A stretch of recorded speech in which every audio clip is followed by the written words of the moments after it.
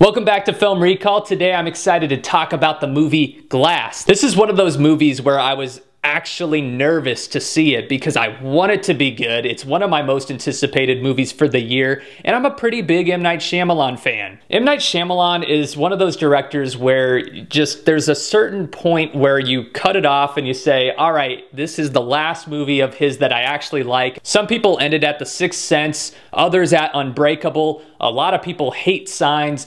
Even more people hate The Village. I actually love Signs. And I love The Village. For me, the cutoff is Lady in the Water. That's where I felt like his movies took a dive until his comeback with The Visit and with Split. Split was that stamp that said, M. Night Shyamalan is definitely back. So I was excited and nervous for Glass because even though he's back, we know that sometimes his movies just aren't the best. So there's really no telling which way the Glass scale was gonna tip. As you probably know, Glass is the third movie in a secret trilogy of stories with Unbreakable, Split, and now Glass, each movie tackling a different character, Unbreakable being a superhero origin story in a realistic world, Split being the supervillain origin story, and now Glass tying everything together. Now it's gonna be really hard to talk about this because there's a lot of aspects that I loved, some aspects that were a little bit disappointing, and it's gonna be hard to talk about some of these things because this is gonna be a spoiler-free review. I think I'm gonna do another review next week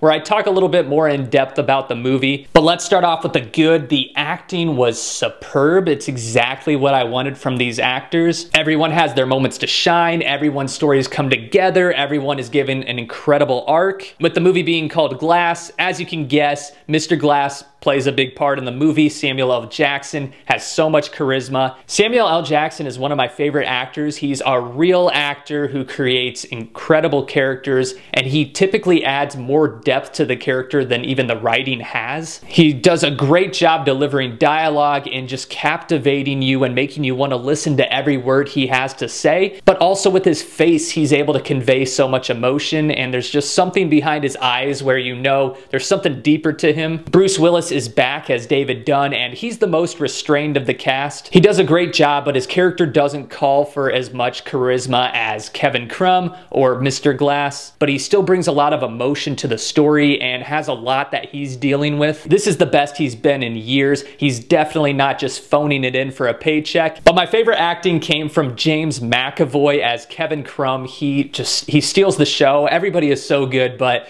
this guy, he's balancing so many different personalities and just flipping to each one on a dime. This is acting at its best, and it's so thrilling to watch. He can make you laugh one moment and then just have you terrified the next, and then feeling bad for him pretty much in the same scene. The movie is at its best when it keeps everything at a psychological level and you see the humanity in each one of these characters. M. Night Shyamalan has an incredible grasp on how to craft an emotional storyline, but some of his dialogue trappings are here. Some of the things are back that make people not like his movies. He tends to over-explain things. Some of his dialogue is cheesy and very on the nose. Some of the dialogue reminded me of Lady in the Water, which is one of my least favorite M. Night Shyamalan movies. Fortunately, it doesn't too often go down to those levels, but it does make an appearance at points. The music and the production design were also huge strong points. Just like Unbreakable, there's a color for each character and it reflects who they are. Green represents David Dunn, yellow for Kevin Crumb, and purple for Mr. Glass. It's definitely not subtle, but it's just like the panels of a comic book, and I thought it was a cool and creative way to make this movie have its own visual style. The opening kicks off with some of the most riveting and best 20 minutes of the entire trilogy. It starts off at such a high that it's almost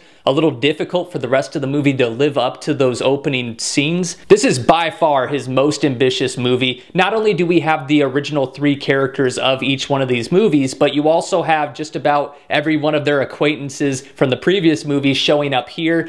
I love the dynamic between all of them and meeting their families and people they know. But at the same time, those are some of the things that I didn't like about the movie, because even though I loved seeing Anya Taylor-Joy show up, who played Casey from Split. She has a great character, she has great moments here with Kevin Crumb, but she isn't given a lot to do, and that's how I felt with a lot of these characters, is that they're just not on screen enough for them to be completely necessary to tell this story. They do take away from time that could have been spent on the ending, and that's one of my biggest issues with the movie, is how the movie concluded. The third act is really rushed. To me, the ending was the biggest disappointment. I wanted just this powerful gut punch ending. The twist ending is the hill that M. Night Shyamalan movies live and die on. Rarely does he just make a safe ending. He draws a line in the sand, and either you hate it or you love it, and sometimes you're just mixed on it and don't know what to think. By the end of Glass, he throws another twist at you, and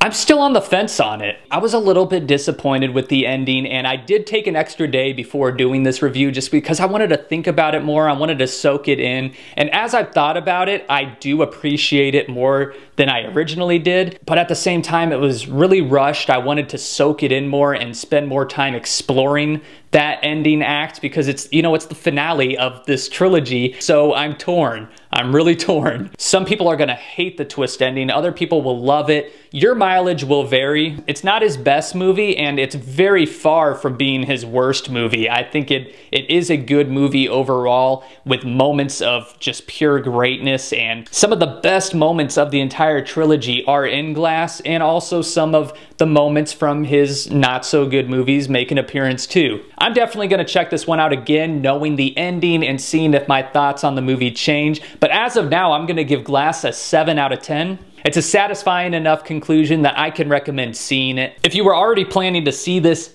definitely go see it because you may love it, you may completely hate it. But to me, it's interesting because there's a lot of talking points, and it's gonna make for a lot of interesting conversations in the future. There's a lot to chew on, and to me, that's exciting. But now I wanna hear from you. What is your favorite M. Night Shyamalan movie? Thanks for watching, and if you're new to the channel, you can subscribe for more movie reviews every week.